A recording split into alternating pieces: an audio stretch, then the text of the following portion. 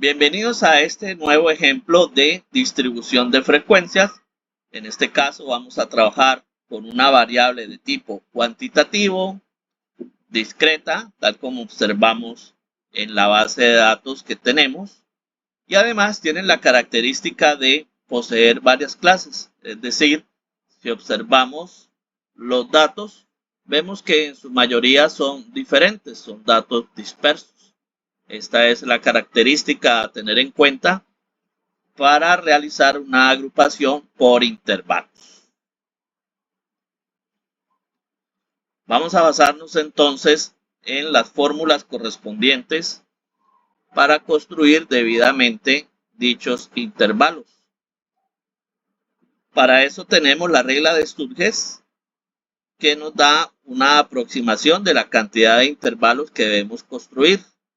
La calculamos mediante esta expresión, 1 más 3.322 por el logaritmo de n, donde n es la cantidad de datos que tenemos. Vamos a calcular un rango que va a ser igual a la diferencia entre el valor máximo y el valor mínimo. Y todos los intervalos deben tener como característica la misma amplitud. Por lo tanto, esta la vamos a calcular como el cociente entre el rango y el número de intervalos.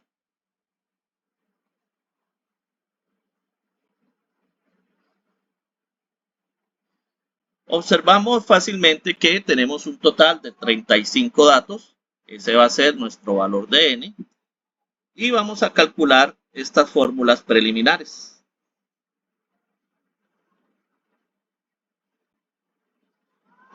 Por lo tanto, acá, en el número de intervalos, haríamos 1 más 3.322 logaritmo de 35, que es el total de datos que tenemos. Eso nos va a dar un resultado de 6,129 aproximadamente.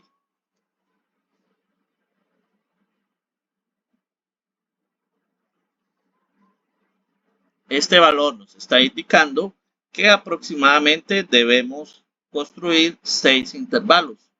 ¿Por qué digo aproximadamente?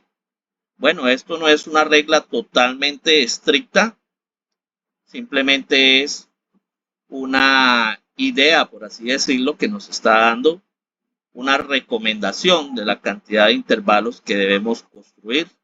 Este valor lo redondeamos a entero, que sería en este caso 6. Nos están haciendo la recomendación de que construyamos 6 intervalos. ¿En qué se basa esa recomendación para no considerarla totalmente estricta? Bueno, sobre todo en el caso de variables continuas, estaremos desarrollando un ejemplo posterior. Algunas veces, por la variación de sus decimales, no alcanza a cubrir el total de los datos en la cantidad o valor que nos da la regla de Sturges. Por lo tanto, debe haber cierta flexibilidad, de modo que todos los datos queden comprendidos dentro de nuestros intervalos. Es decir, si construimos los 6 intervalos, pero vemos que algún dato no alcanza a quedar comprendido dentro de ellos, podemos o debemos generar otro a fin de que este quede comprendido y así garantizar el estudio con el total de los datos. Para este ejemplo, vamos a tener en cuenta 6 intervalos. Vamos a calcular ahora el rango. Por lo tanto, vamos a buscar el dato máximo que tenemos en nuestro ejemplo, que va a ser el 60. Aquí lo podemos observar. Por lo tanto,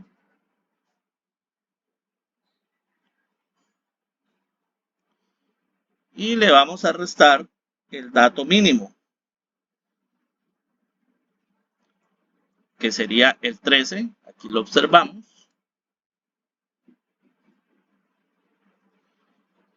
Realizamos esa resta. Va a ser igual a 47. Y por último vamos a calcular la amplitud. ¿Qué regla se debe tener en la amplitud? Que esta debe quedar expresada en las mismas unidades que tienen los datos originales. Es decir, en este caso que estamos trabajando con datos discretos, la amplitud finalmente debe quedar expresada como un dato discreto, un dato entero. Reemplazando los valores que tenemos, tendríamos aquí el rango 47 sobre el número de intervalos, que lo redondeamos a 6. Y realizando esa división, ese cociente, 47 sobre 6, nos da aproximadamente 7,833.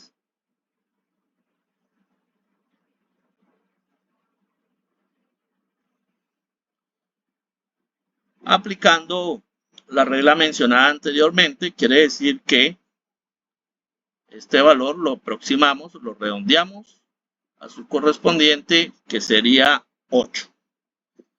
Estas son las fórmulas iniciales o preliminares para la construcción de los intervalos en esta tabla de frecuencias, donde existen varias clases.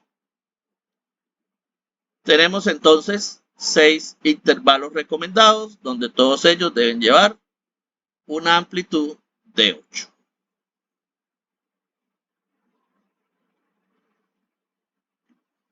Muy bien, entonces vamos a generar la tabla donde la primera columna se define precisamente como intervalos. Estos intervalos tienen un valor inicial que se suele representar como L sub i, que hace referencia al límite inferior, y tienen un valor final que se suele representar como LS, que significa límite superior. Por lo tanto, el valor con el que vamos a iniciar el primer intervalo es el que identificamos como nuestro dato mínimo. Ese va a ser el primer LI, que es el valor de 13. ¿Hasta dónde debe llegar?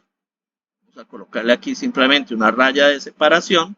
Bueno, nos acordamos que la amplitud quedó definida con un valor de 8. Vamos a trabajar con intervalos cerrados. Si contamos los espacios o los datos que van a caber dentro de este intervalo, vemos que son efectivamente 8, ya que el 13 cuenta como tal. Por lo tanto, de 13 a 20 tenemos un intervalo de amplitud igual a 8. El siguiente intervalo iniciará en su consecutivo correspondiente. Por lo tanto, será 21.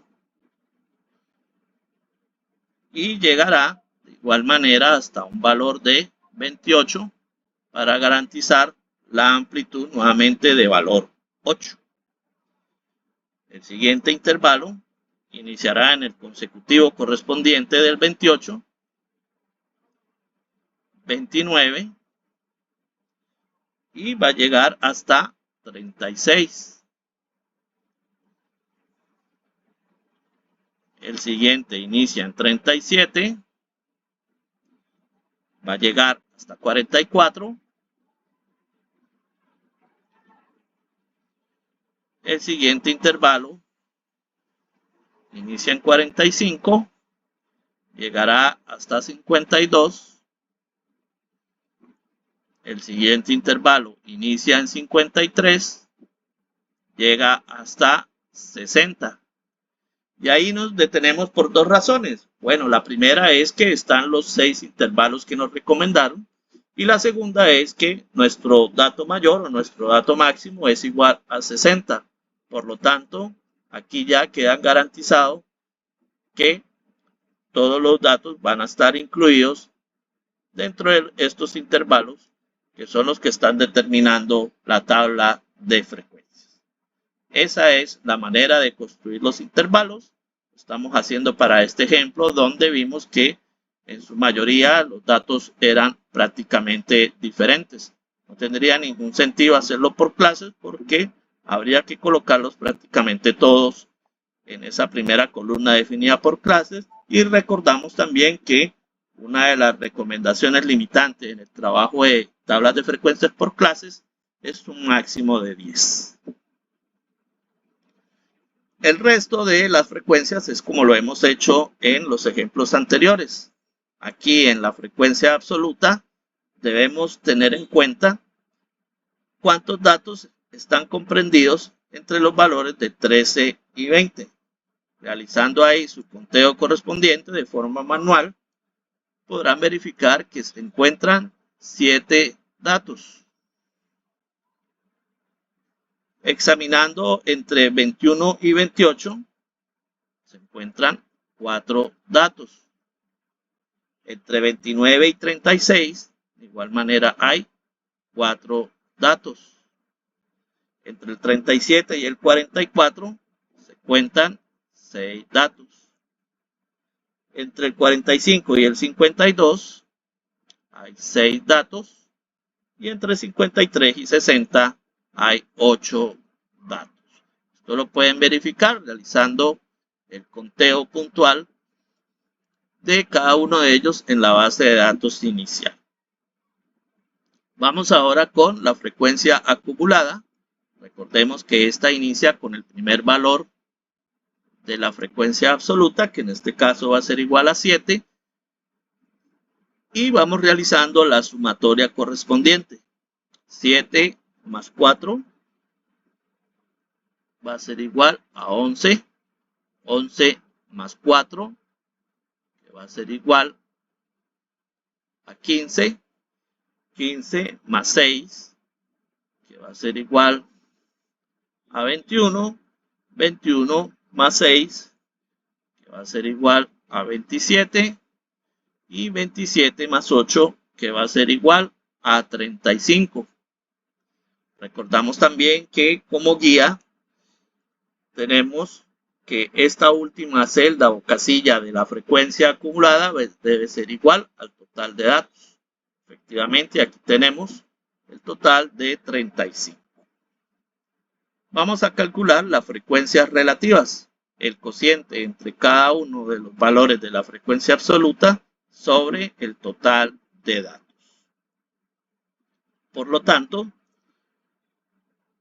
la primera frecuencia relativa corresponde a la división de 7 dividido 35. Eso es igual a 0,2.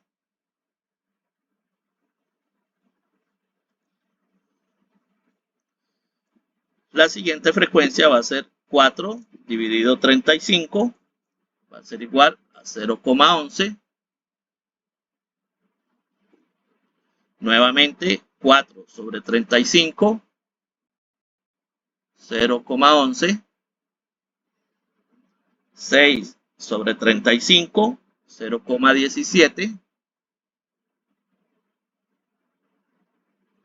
Nuevamente 6 sobre 35, 0,17. Aquí estoy haciendo el redondeo a dos decimales. Y 8 sobre 35, que va a ser igual aproximadamente a 0,23.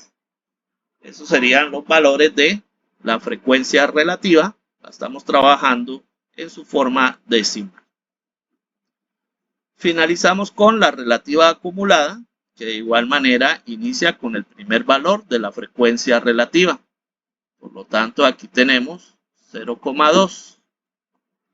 Y vamos realizando la sumatoria correspondiente a partir de la siguiente celda.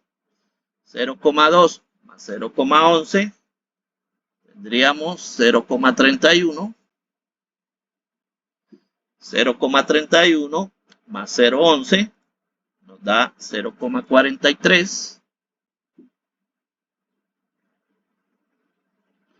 0,43 más 0,17 va a ser igual a 0,60. 0,60 más 0,17 va a ser igual a 0,77. Y 0,77 más 0,23 va a ser igual exactamente a 1.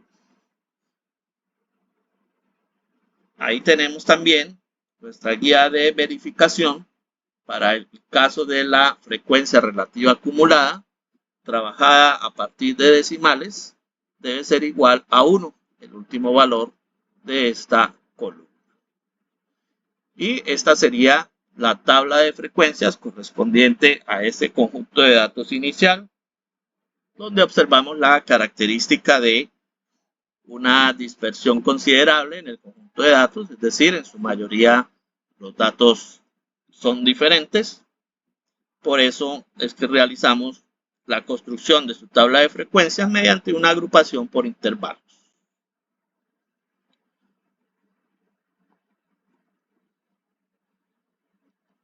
Muy bien, nos vemos en el siguiente video para realizar otro ejemplo con una variable de tipo continuo.